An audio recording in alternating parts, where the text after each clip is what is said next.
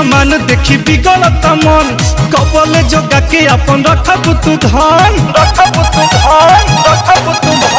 चोखे सामान देखी बिगड़त मन कबले जोगा के अपन रखब तू धन आब चौकी के बेट बाबे खाली खाली खाली एगोरी खाली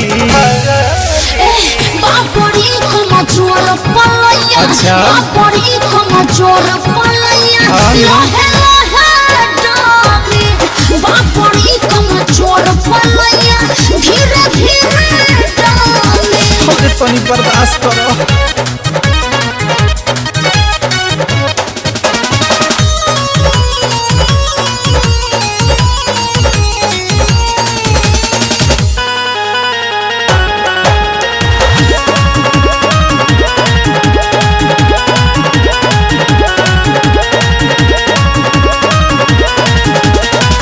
एक तो में आइल बानी फानी के देवानी सिंह जी के बेटा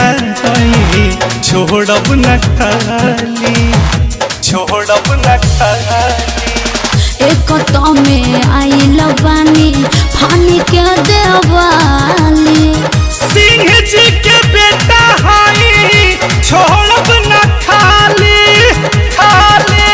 भाई बुता देवे लगब गाली गाली गाली ए गोरी गाली बापड़ी कमजोर पलैया बापड़ी कमजोर पलैया लहे लहे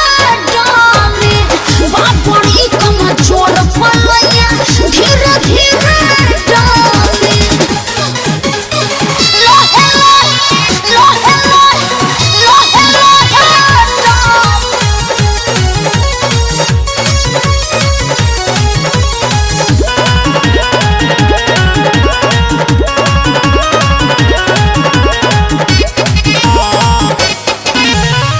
धीरे धीरे बोली ना तो जागी जई है पापा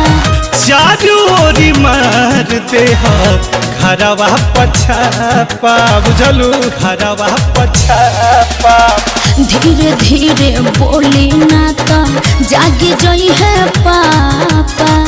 चारू ओरी मार दे घरवा पछापा छापा आज मानव नहीं खैला बिनु छाली छाली छाली सुन छाली बापड़ी कमजोर पलैया बापड़ी कमजोर पलैया लहे लहे डाली बापड़ी कमजोर पलैया धीरे धीरे डाली